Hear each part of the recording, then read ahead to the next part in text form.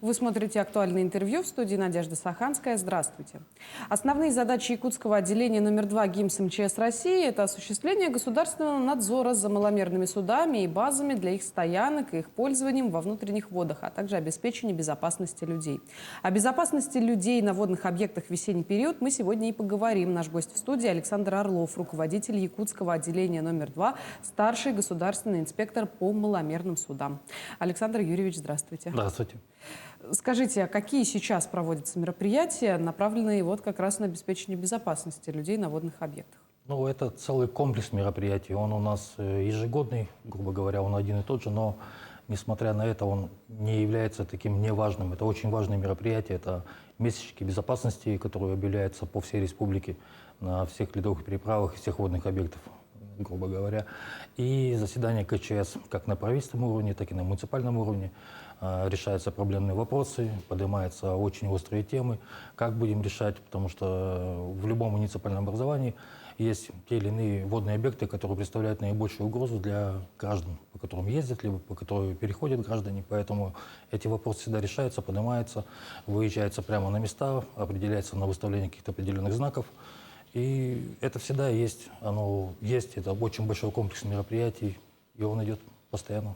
То есть одной профилактической работой дело не ограничивается? Нет, конечно, нет. Это очень большой объем работы. Это задействованы не только как сотрудники МЧС, так и задействованы все силовые ведомства, которые принимают участие по безопасности граждан.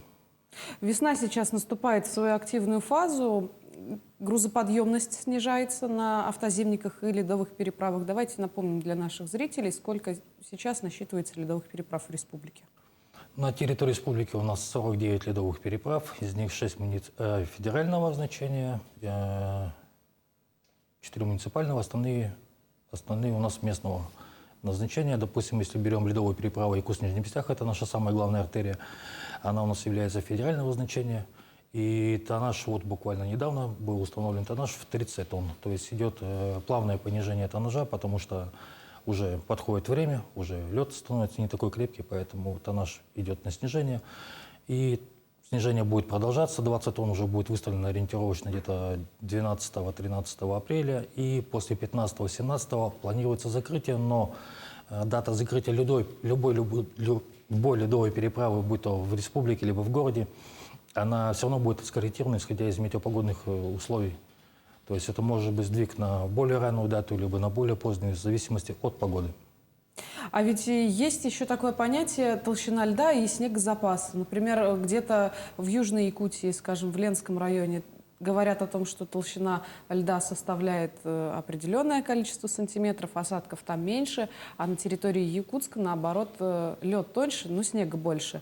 Что делать в таком случае? Какой риск это несет для водителя? Нет, есть, но тут организация самой ледовой переправы, она таким образом сделана, что снег, как правило, не зависит на само ледовое полотно, потому что полотно чистится постоянно, полотно постоянно находится на прямом воздействии, грубо говоря, воздуха и погодных метеоусловий, оно не лежит под покровом снега, поэтому промерзание идет равномерно, грубо говоря, на территории всей республики. Но в более южных, соответственно, регионах у нас лед все равно уже меньше, уже тает меньше, и закрытие ледовых переправ в этих районах оно будет раньше. А более северные районы, если у нас уже в Якутске будет закрыта ледовая переправа, в северных районах она еще будет открыта, определенные ледовые переправы. А вот как за ледовыми переправами следите?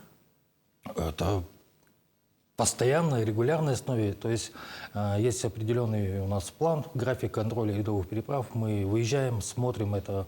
Осмотр ледовой переправы – это очень такое трудоемкое событие. Это помимо того, что осмотр самого полотна, резервных полос, осмотр также пунктов спасения, которые находятся у нас на обоих берегах ледовой переправы, оснащение этих пунктов, выставление знаков, аншлагов.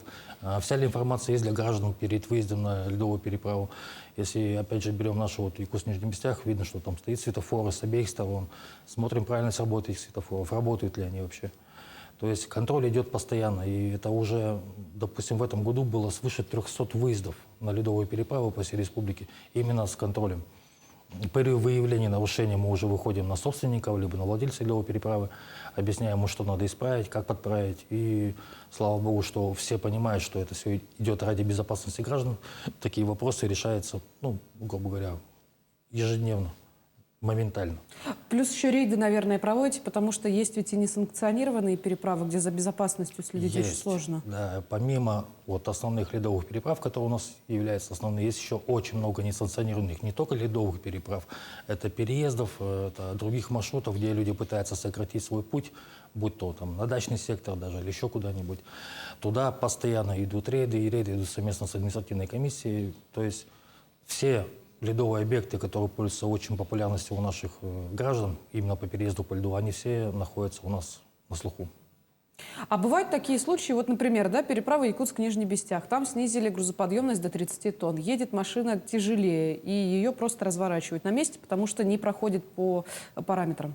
Да, это выставление весовых контролев, но сейчас как их нету, их будут выставлять уже попозже, когда уже будет более сильное снижение ледовых переправ, потому что выставление 20 тонн на ледовой переправе, это не означает, что прямо техника должна вешать 20 тонн, все равно идет какой-то запас дополнительный.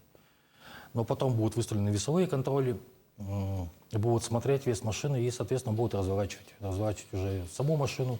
Это совместное дежурство с ГИБДД, потому что кто может повлиять на автотранспорт, как не ГИБДД. И, получается, они выписывают какие-то административные штрафы или говорят о том, что водитель совершил правонарушение? Это нет. У нас сотрудники ГИБДД работают исключительно по своим нормативно-правовым документам. У них основная цель идет это именно знаки. Грубо говоря, если мы ледовую переправу закрываем, выставляем всем известный знак «кирпич», а нерадивые граждане все равно пытаются пересечь ледовую переправу, то, соответственно, инспекторы ГИБДД уже штрафуют за привлечение именно этого знака, за нарушение его требований. Потому что люди приезжают через него. А кто начинает ехать, допустим, в объезд этого знака, как бы я под ним не проезжал, там уже вступает в силу административная комиссия города Якутска, согласно нашему положению, и останавливает машину и выписывает штраф. Сейчас даже можно не останавливать машину, можно просто сделать фото- или видеофиксацию. Этого материала спокойно хватает, чтобы отправить материал в административную комиссию. А они уже будут сопоставлять и вызывать человека, привлекать к административной ответственности. Получается, вся ответственность заключается в выплате штрафа или что-то есть еще? Пока только, да, административный штраф, но это ответственность, можно сказать, финансового характера, административная. Никто не учитывает самую главную ответственность при переезде ледовой переправы, любой несанкционированной, это жизнь. Жизнь своя собственная и тех пассажиров, которые вы возите. Люди зачастую об этом забывают, потому что некоторые думают, что груз, который находится в машине, либо пассажиры, они важнее их перевести. И вот эта вот маленькая грань, когда человек переходит ее, вот она потом сыграет очень большую и трагичную роль. Ну, вообще-то, да, иногда, наверное, стоит наказывать рублем, тогда только человек понимает, что действительно может произойти что-то нехорошее по его же собственной вине. А вот какие-то учения на ледовых переправах проводятся? Да, конечно, разработано очень много сценариев на разные случаи ЧП, которые могут произойти на ледовой переправе, будь то ДТП, либо условный пожар, провал. Буквально вот недавно, если кто следит за новостями, может быть, видел, как раз на ледовой переправе, вот на Якутск-Нижний Бестях у нас были учения. Инициатором был Росавтодор, Вилюй. Это были учения с условным выходом на ледяноводу, на ледовую переправу, имеется в виду, когда на ледовую переправу вышла вода. В такое время в эту наледь, по легенде, заехала машина с пострадавшим. И как происходит это? Приехала служба спасения, сначала приезжает ГИБДД, отцепляет дорогу, чтобы не было транспорта, не подъезжало к этому месту, и не было большого скопления автомобилей на определенной точке ледовой переправы, все-таки не находится на льду.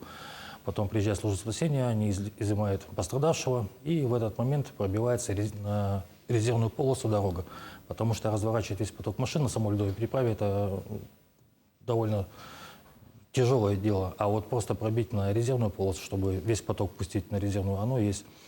И вот у нас это было, сценарий отработан, мы это все успешно сделали, буквально где-то за час делов, и переправа у нас зафункционировала в полную силу.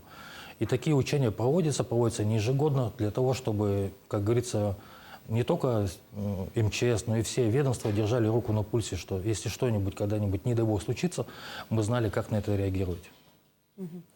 Александр Юрьевич, какую опасность несет в себе весенний лед? Потому что про автомобили мы с вами поговорили, а ведь бывает много таких ситуаций, когда дети вот вышли побаловаться и уже плывут на льдине, их надо как-то спасать. Да, у нас все начинается даже не от детей, а от родителей. Происходит какая ситуация, когда у нас человек в течение всей зимы ходил по одному определенному маршруту, там, будь то до дачи, либо до дома, до работы, и все время ходил по одному и тому же маршруту, имеется в виду по водному объекту. Вот уже наступает капель, уже начинает все потихоньку таять, но человек об этом забывает, и он идет, опять наступает на лед с осознанием того, что здесь лед крепкий, я по нему хожу всю зиму, уже забывает.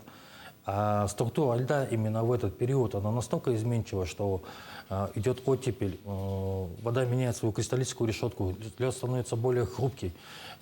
И это помимо, ну, не считая прочих эффектов, что может быть, если водный объект находится вблизи какого-нибудь дороги, эта дорожная пыль падает на лед, соответственно, усиливает его таяние льда. Это если в водоеме находятся какие-нибудь посторонние предметы, вокруг них тоже все быстрее тает. И вот практика показывает, что если взрослые изначально подают плохой пример своим детям, то и дети начинают вести себя так же. Но мы стараемся общаться, это постоянно проводятся профилактические рейды, как в учебных заведениях, так и даже доходим до автотранспортных предприятий, уходим, прямо собираем водителей и рассказываем, всем объясняем, что такое лед. С учебным агитационным пособием показываем фотографии, провалы более взрослые фотографии, более детям, более детские. Слава богу, у нас граждане, хоть и суровые, но более-менее отзывчивые, все прекрасно понимают, насколько это плохо, чем это опасно, и идут на контакт. Нет такого, что там, я пошел, мне все равно. Нет, все равно люди прислушиваются, начинают обходить. Но все равно мы стараемся обхватить все водные объекты, но их обхватить, можно сказать, нереально. Ну, конечно, невозможно. Их очень много, да. Даже на территории самого города Якутска у нас находится очень много водных объектов, которые надо хотя бы обставить знаками. Но стараемся. У вас есть сейчас возможность дать какие-то напутственные слова нашим зрителям для того, чтобы они ответственнее относились в первую очередь к своей же безопасности. Ой, ну что хочется сказать, в первую очередь, прежде чем выходить на лед, хоть пешком, хоть на машине, подумайте в закрытые сроки льда, когда уже все закрыто, когда уже вода находится на льду, надо ли вам это, стоит ли тот груз или то, что ваша цель, оправдывает ли вашу жизнь, потому что практика показывает, что даже как бы оно ни звучало, там, чуть-чуть проехаться, и мне все будет хорошо, приводит к очень печальным условиям. И самая большая просьба ко всем вам, поговорите со своими детьми именно по правилам безопасности на воде. Большое спасибо, Александр Юрьевич, что нашли для нас время и ответили сегодня на волнующий вопрос. Я думаю, что многие после просмотра этого интервью сделают для себя необходимые выводы. Будем надеяться. Приходите еще. Напомню, вы смотрели актуальное интервью. До встречи в эфире.